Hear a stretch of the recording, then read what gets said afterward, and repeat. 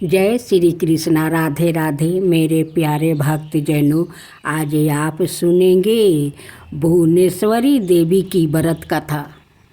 पहला 10 महाविद्याओं में से 5वीं विद्या भुवनेश्वरी देवी की जयंती भाद्रपद के शुक्ल पक्ष की द्वादशी को मनाई जाती है। ग्रहण रंगों के त्योहारों होली, उजाले का प्रतीक दिवाली, महाशिवरात्रि, कृष्णा पक्ष और अष्टमी के दिन मुख्य रूप से भुवनेश्वरी देवी की पूजा की जाती है। दूसरा, भुवनेश्वरी देवी को आदि शक्ति और मूल पराकीर्ति भी कहा गया है। भुवनेश्वरी ही शताक्षी और शक भमरी नाम से प्रसिद्ध हुई। कहते हैं कि इन्होंने दुर्गा महिषासुर का वध किया था। इन्हें काल की जन्मदात्री भी कहा जाता है। इनके मुख्य आयुध अंकुश और पास है। आदि शक्ति भुवनेश्वरी माँ का स्वरूप सौम्या और अंग कांति अरुण है। भुवनेश्वरी के एक मुख्य 4 हाथ है। 4 हाथों में गदा, शक्ति का एम राजदंड व्यवस्था का प्रतीक है। माला नियमित और आशीर्वाद मुद्राए प्रजा पालन की भावना का प्रतीक है। आसन शासन पीठ सर्वोच्च सत्ता की प्रतीक है। तीसरा, पुत्र प्राप्ति के लिए लोग भुवनेश्वरी देवी की आराधना करते हैं। भक्तों को अभय और सिद्धियां प्रदान करना इनका स्वाभाविक गुण है। चौथा, इस विद्याओं की आराधना से सूर्य के समान तेज और ऊर्जा प्रकट होने लगती है। ऐसा व्यक्ति अच्छे राजनीतिक पद पर आसानी हो सकता है। माता का आशीर्वाद मिलने से धन प्राप्ति होता है और संसार के सभी शक्ति स्वरूप महाबली उसका चरण स्पर्श करते हैं। पांचवा, भुवनेश्वरी माता का मंत्र स्फटिक की माला से 11 माला प्रतिदिन हीन भुवनेश्वरी हीन नाम मंत्र का जप कर सकते हैं। जप के नियम किसी जानकार से पूछे। अब सुने सूरथ राजा की कथा। बहुत पहले की बात है। सूरथ नाम के एक राजा थे जो प्रजा का अपने पुत्र की तरह पालन करते थे। एक समय सूरत राजा की दुश्मनी कोला विध्वंसी नाम के क्षत्रियों से हो गई। युद्ध में सेना की संख्याएं अधिक होने के बावजूद भी राजा सूरत कोला विध्वंसियों से हार गया और केवल अपने ही नगर के राजा बनकर रहने लगा, जो अति सुरक्षित था। वहाँ भी उनके दुष्ट मंत्रियों ने शत्रु से हाथ मिला लिया और उनसे नगर का राजकाज हथिया लिया। इससे राजा सूरथ अति दुखी हो गया और वो अपने पत्नी पुत्र को नगर में ही छोड़कर एक घोड़े पर बैठकर शिकार खेलने के बहाने घने जंगल में चला गया। उस जंगल में जाकर वो मेघ मुनि के आश्रम पर रुके, जहाँ पर मुनि ने आदर सत्कार के साथ उनका स्वागत किया और रहने के लिए एक कुटिया भी दिया। समाधि नाम का एक अत्यंत ही धनवान कुल का वेश्या था। उसकी धर्म में बड़ी आस्था थी। वो सादा दुखी लोग की सहायता करता है, उनके कष्ट दूर करने का प्रयास करता। सादा सत्य बोलना उसका स्वभाव ही था। उनके पत्नी और पुत्र अत्यंत ही लोभी थे। धन के लोभ में आकर समाधि के पत्नी और पुत्र ने उसे घर से बाहर निकाल दिया था। इसी कारण बस से समाधि नाम का वेश्या अपना घर और गांव त्याग कर घने जंगल में आ गया था और वो भी मेघ ऋषि के उसी आश्रम पर रहने लगा था, जहाँ पर सूरथ नाम के राजा भी अपने राज्य को त्याग कर निवास कर रहे थे।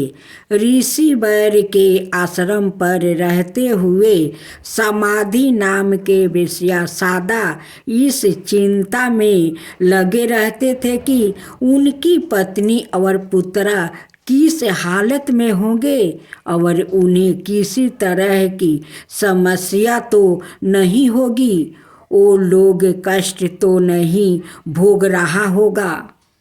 मेघ ऋषि के आश्रम पर रहते हुए राजा सूरथ एक दिन पेड़ के नीचे बैठे थे। वो बहुत ही चिंतित थे।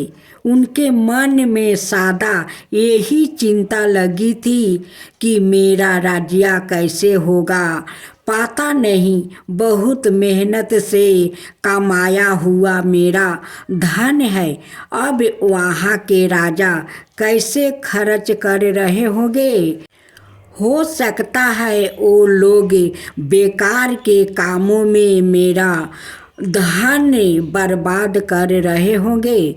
जो धन मैं दान धर्म में लगाता था, अब शायद वो धूर्त मलेच्छ शराब पीने में और जुए खेलने में लगाते होंगे, क्योंकि उन धूर्त मलेच्छ की धर्म में कोई स्थान नहीं होती। वो लोग जो कभी मेरे पीछे पीछे चला करता था, शायद आज उनमय राजाओं और मंत्रियों के पीछे पीछे चलते होंगे। तभी वहाँ समाधि नाम का वो वेश्या आ गया और राजा ने उसका परिचय और इस आश्रम पर आकर रहने का कारण पूछा। उस वेश्या ने कहा, राजन, मेरा नाम समाधि है। मुझे मेरे पत्नी और पुत्र ने धन के लालच में आकर घर से बाहर निकाल दिया है। फिर भी मेरा मन उन्हीं की चिंता में लगा है। मैं यही सोचता रहता हूँ कि वो लोग खुश है या नहीं। अपने पत्नी और पुत्र के प्रति मेरा मन कठोर नहीं हो पाता है। मैं यहाँ बात अच्छी तरह से जानता हूँ कि इनका गुणों में दोष है, फिर भी मेरा मन उन्हीं के चिंता में लगा है। किसी कारणवश मेरे मन को तनिक भी चैन नहीं है और मैं बहुत ही चिंतित हो गया हूँ। दुराचारी और दुष्ट लोग भी अपने परिजनों का त्याग नहीं कर पाते हैं। मैं अपने परिवार के मोह बंधन में पड़ कर चिंतित और दुखी हूँ। समाधि नाम के वेश्या की अपने परिवार के प्रति ऐसे चिंता देख कर राजा सूरत कहते हैं, जिन लोग ने धन के लालच में आकर तुम्हें घर से बाहर निकाल दिया है, उन्हीं के प्रति तुम्हारे मन में इतना स्नेह है, यह बड़े आश्चर्य की बात है। मेरी भी यही परिस्थिति है जो रजिया, अब मेरा हाय ही नहीं, मेरा मन भी सादा उसी के विचार में लगा रहता है। मैं सादा इसी विचार में डूबा रहता हूँ कि मेरा अति परिश्रम से कमाया हुआ धन वो नए राजा किसी प्रकार से खर्च कर रहे होंगे, और जो लोग मेरे पीछे पीछे घूमा करता था आज उन राजाओं के पीछे पीछे रहे होंगे।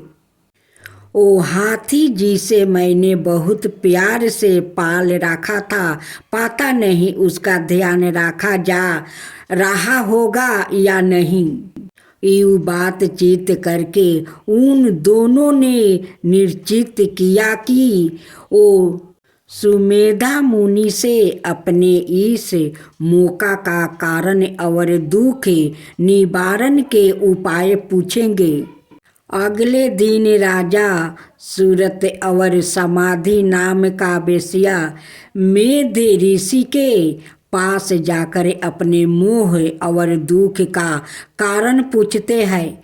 तब ऋषि वर उन्हें कहते हैं कि संसार के सारे प्राणी भगवती महामाया की माया से मोहित है। उन्हीं के इच्छा के कारण सभी जीवों मोह में पड़े रहते हैं और उन्हें देवी आदि शक्ति रात्रि और उनके हाथों से मारे गए दैत्यों की कथा सुनते हैं।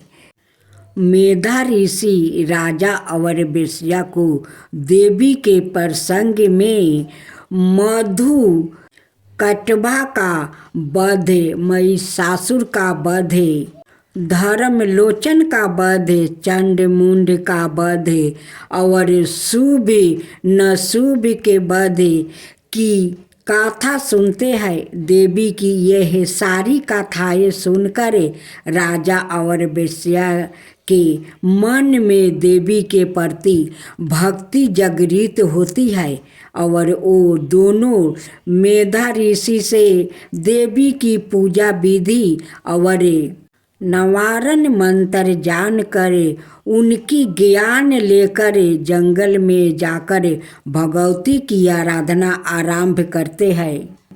1 महीने तक वो दोनों देवी के हाथ से मारे गए दैत्यों से संबंधित चित्रा का पाठ करते हैं, जिससे उनके मन में अटूट श्रद्धा जागृत हो जाती है। अब उन दोनों का देवी की उपासना के अतिरिक्त दूसरा कोई कार्य नहीं था। 1 बरस तक वो देवी के मंत्र का जप करते हैं और केवल फल खाकर ही रहते हैं। दूसरे बरस में वो केवल सूखे पत्ते खाकर देवी की पूजा और मंत्र जप करते हैं। तब उन दोनों को देवी सपने में दर्शन देती है। अब वो देवी की साक्षात दर्शन पाने की इच्छा से तीसरे बरस में वो केवल हवा से ही जीवित रहकर देवी की उपासना करते हैं। इस तरह 3 बरस तक राजा और वेश्या दोनों ही भगवती महामाया की श्रद्धा पूर्वक उपासना करते हैं, जिससे प्रसन्न होकर देवी उन दोनों के सामने प्रकट होती है और राजा के इच्छा अनुसार उन्हें अपना राज्य वापस मिलने वर देती है और कहती है, राजन 10,000 बरस तक राज्य करके तुम्हारा शरीर शांत हो जाएगा। उसके बाद तुम सूर्या के पुत्र बनकर सवरीन नाम के मनु बनेंगे। समाधि नाम के वेश्या को उसकी इच्छा के अनुसार मुक्ति प्रदान करने वाली ज्ञान देती है। देवी राजा और वेश्या को यूं वरदान देकर वही अंतर्ध्यान हो गई। जब राजा देवी से वर पाकर मुनि से आज्ञा लेकर अपने नगर जा ही रहे थे कि उनके वो मंत्री जो पहले शत्रु से हाथ मिला चुके थे आकर राजा के पैरों में गिर जाते हैं। वो कहते हैं, महाराज आपके वो शत्रु युद्ध में मारे गए, उनका विनाश हो गया, आप हमें क्षमा कर दीजिए। इस तरह राजा को देवी की कृपा से अपना राज्य मिल जाता है और मंत्रियों से उसका पहले जैसा ही संबंध हो जाता है। वेश्या भी अब घर परिवार त्याग कर तीर्थों की यात्रा करता हुआ जीवन व्यतीत करता है। उन तीर्थों में वो वेश्या सादा लोगों को देवी की गाथा सुनाते रहते हैं। संसार में सर्वप्रथम समाधि नाम के वेश्या और सूरत राजा ने ही देवी की उपासना की थी। समाधि और सूरत को देवी की जो गाथा मेध ऋषियों ने सुनाया था वो संसार में दुर्गा सप्तशती के नाम से विख्यात है। दुर्गा सप्तशती के प्रकट होने की यह गाथा अत्यंत ही पावन और भक्ति मुक्ति प्रदान करने वाली है। इस गाथा के श्रवण से जो व्याकुल दुखी है वो सुखी हो जाता है, मोक्ष का अधिकारी बन जाता है।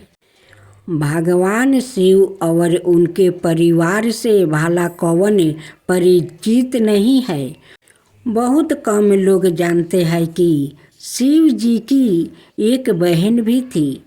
जाने क्या है उनके जन्म की कहानी और कैसे थे देवी पार्वती से उनके संबंध। शास्त्रों के मुताबिक इनके संबंध में धर्म ग्रंथों में ज़्यादा नहीं बताया गया है।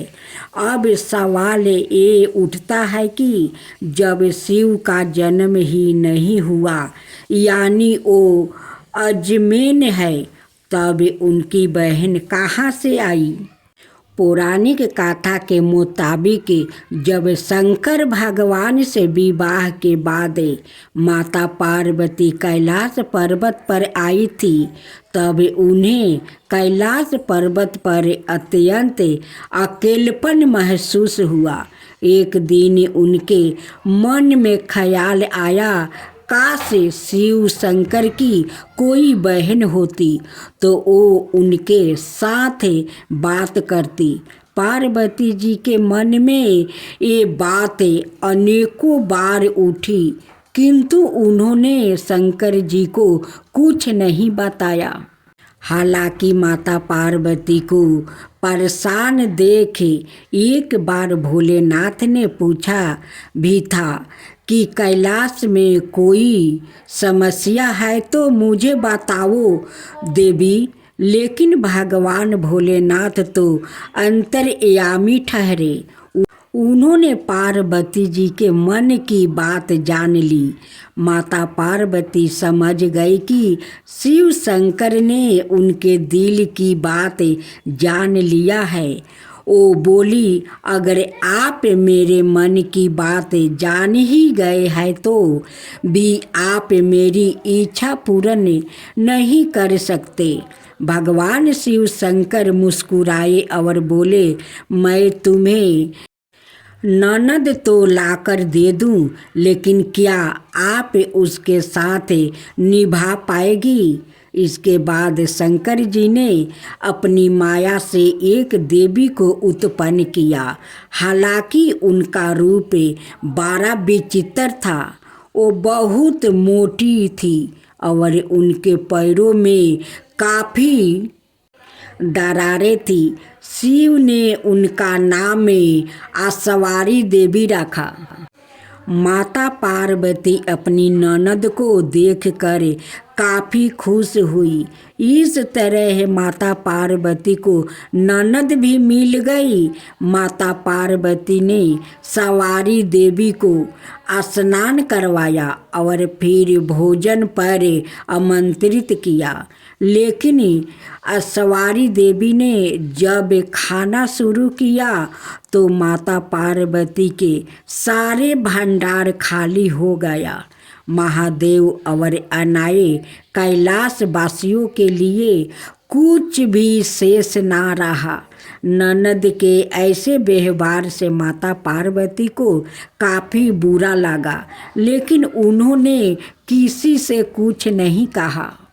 इसके बाद माता पार्वती ने सवारी देवी को पहनने के लिए नए वस्तु भेंट किया, मगर वो इतनी मोटी थी कि उन्हें वस्तु छोटे पड़ गए। इसके बाद माता पार्वती दूसरे वस्तु लेने गई तो सवारी देवी ने अपनी भाभी के साथ मजाक करना शुरू कर दिया। ननद सवारी देवी ने हंसी ठिठोली करते हुए अपनी भाभी को अपने पैरों की दरारों में छुपा लिया। पार्वती जी के लिए दरारों में सांस लेना भी मुश्किल हो गया। उसी समय उधर से शंकर जी माता पार्वती को खोजते हुए आ गया और सवारी देवी से बोले, आपको मालूम है पार्वती कहाँ है? सवारी देवी ने शरारत भरे शब्दों में कहा, मुझे क्या मालूम कहाँ है भाभी। तभी शिव शंकर समझ गया कि सवारी देवी कोई शरारत कर रही है। उन्होंने कहा, सत्य बोलो, मैं जानता हूँ तुम झूठ बोल रही हो। सवारी देवी जोर जोर से हंसने लगी और जोर से अपना पैर जमीन पर पटक दिया। तभी पैर की दरारों में दबी माता पार्वती झटके के साथ बाहर आ गई। ननद के इस व्यवहार से माता पार्वती का मन बहुत ज़्यादा दुखी हुआ। वो गुस्से में भगवान भोलेनाथ से बोली, आपकी विशेष कृपा होगी अगर आप अपनी बहन को ससुराल भेज दे। मुझसे गलती हो गई जो मैंने ननद की इच्छा की। भगवान भोलेनाथ समझ गया कि भाभी ननद में बहुत पटने वाली नहीं है। इसके बाद उन्होंने सवारी देवी को कैलाश पर्वत से विदा कर दिया। प्राचीन काल से आरंभ हुआ ननद भाभी के बीच नोक झोंक का सिलसिला आज तक चल रहा है। अब सुने देवी पार्वती की कथा। ब्रह्मा ने देवताओं को अपने द्वारा विजय दिलवाई। ब्रह्मा की उस विजय से देवताओं को अहंकार हो गया। वो समझने लगा कि यह हमारी ही विजय है, हमारी ही महिमा है। यह जानकर ब्रह्मा देवताओं के सामने यक्ष के रूप में प्रकट हुआ। ब्रह्मा को ना जान सके कि यह यक्ष कौन है। तब उन्होंने अग्नि से कहा कि हे जात वेद, इसे जानो कि यह यक्ष कौन है।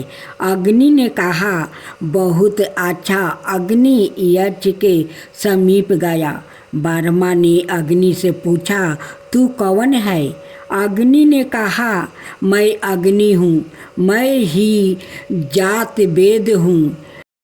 ऐसे तुझे अग्नि में क्या समर्थ है? अग्नि ने कहा, इस पृथ्वी में जो कुछ भी है उसे जलाकर भस्म कर सकता हूँ। तब यक्ष ने एक तिनका राख कर कहा कि इसे जला। अपनी सारी शक्ति लगा कर भी उस तिनके को जलाने में असमर्थ ना होकर वो लौट गया। वो उस यक्ष को जानने में समर्थ ना हो सका। तब उन्होंने बाहु से कहा, हे बाहु, इसे जलाने कि यह यक्ष कौन है? बाहु ने कहा, बहुत अच्छा। बाहु यक्ष के समीप गया। उसने बाहु से पूछा, तू कौन है? बाहु ने कहा, मैं बाहु हूँ, मैं ही मातरीश्वर हूँ। ऐसे तुझे बाहु में क्या समर्थ है? बाहु ने कहा, इसे पृथ्वी में जो कुछ भी है उसे ग्रहण कर सकता हूँ। तब यक्ष ने एक तिनका राख कर कहा कि इसे ग्रहण कर। अपनी सारी शक्ति लगा कर भी उस तिनके को ग्रहण करने में समर्थ ना होकर वो भी लौट गया। वो उस यक्ष को जानने में समर्थ ना हो सका। तब उन्होंने इंद्र से कहा, हे मेघवन, इसे जलाने की यह यक्ष कौन है? इंद्र ने कहा, बहुत अच्छा। इंद्र खुद यक्ष के समीप गया। उसके सामने यक्ष अंतर्ध्यान हो गया। वो इंद्र उसी आकाश में आतिशिया शोभा युक्त देवी हेमवती उम्बा पार्वती को देखा और उनके पास आ पहुँचा और उनसे पूछा कि यह यक्ष कौन था? देवी पार्वती ने स्पष्ट कहा कि वो यक्ष ब्रह्मा है। उस ब्रह्मा की ही विजय में तुम इस प्रकार महिमान्वित हुए हो। तब से ही इंद्र ने यह जाना कि यह ब्रह्मा है। इस प्रकार यह देव जो कि अग्नि, बाहु और इंद्र है, अनाय देवों से श्रेष्ठ हुआ।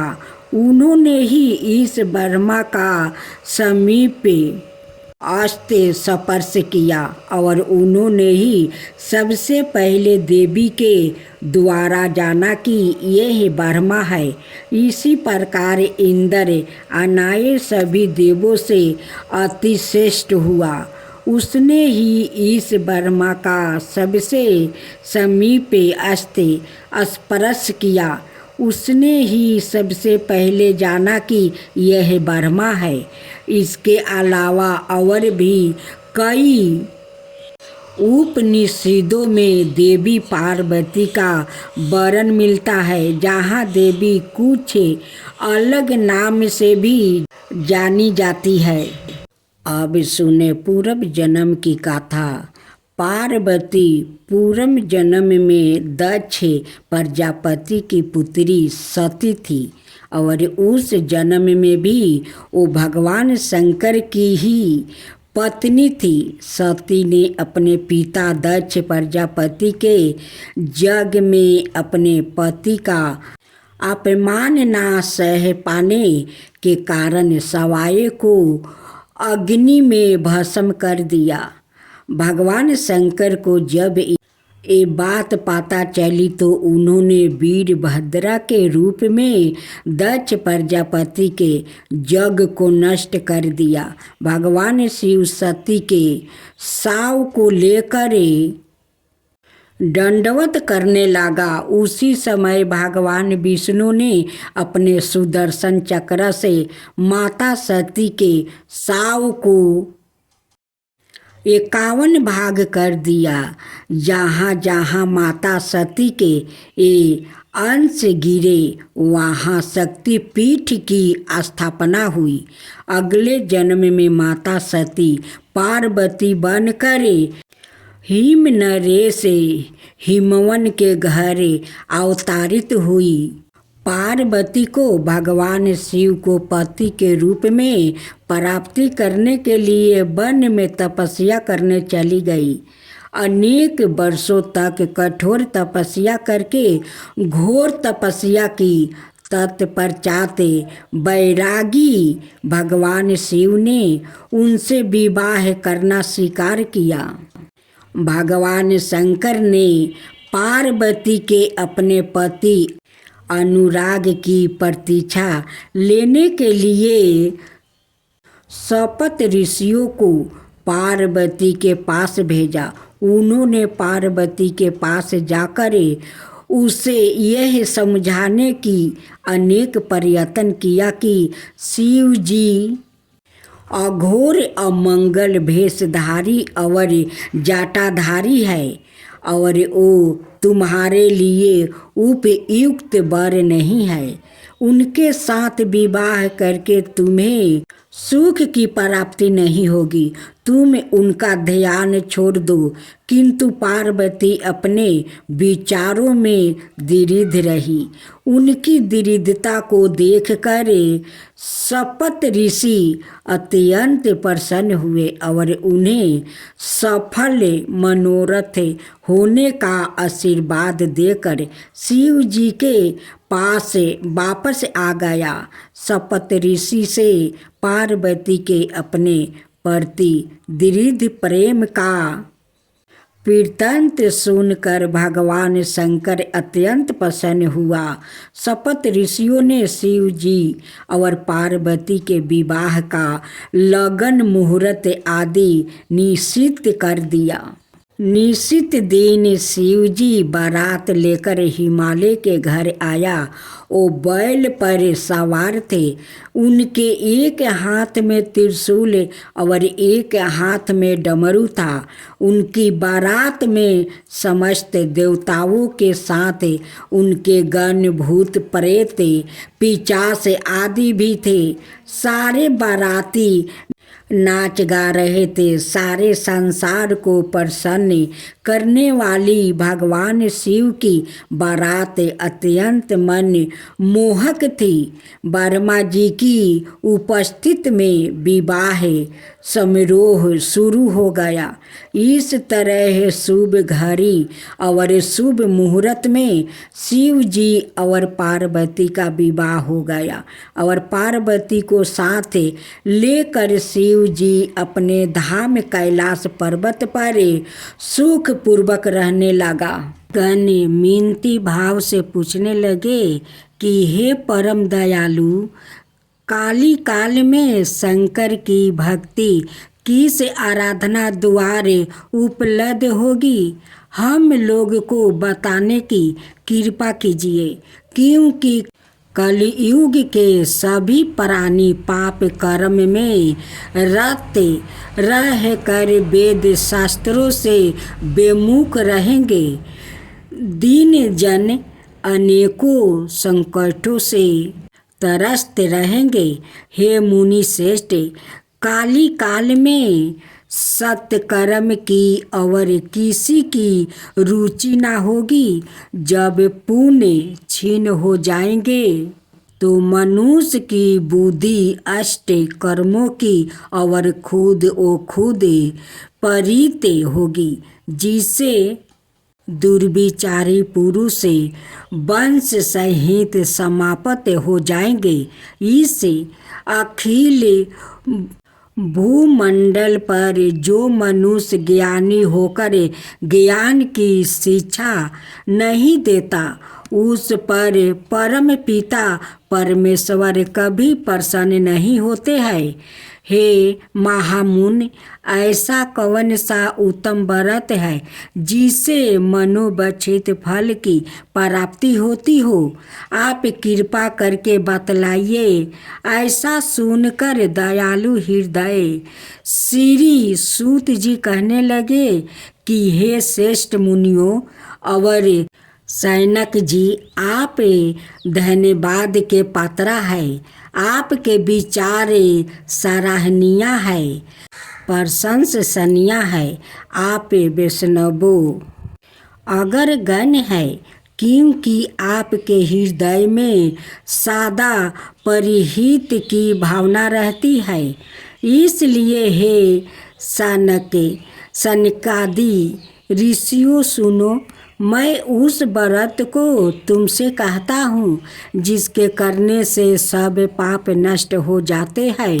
धन वृद्धि कारक, दुख विनाशक, सुख प्राप्ति करने वाला, संतान देने वाला, मन बचित फल प्राप्ति करने वाला यह व्रत तुमको सुनाता हूँ, जो किसी समय भगवान शंकर ने सती जी को सुनाया था और उनसे प्राप्ति यह परम श्रेष्ठ उपदेश मेरे पूज्य गुरु जी ने मुझे सुनाया था, जिसे आपको समय पाकर शुभ बेला में मैं सुनाता हूँ। बोलो उमापति शंकर भगवान की जय। सूत जी कहने लगे कि आहु वृद्धि स्वास्थ्य लाभ हेतु त्रयोदशी का व्रत करे। इसकी विधि इस प्रकार है। प्रात स्नान कर निराहार रह कर शिव ध्यान में मगन हो। शिव मंदिर में जाकर शंकर की पूजा करे।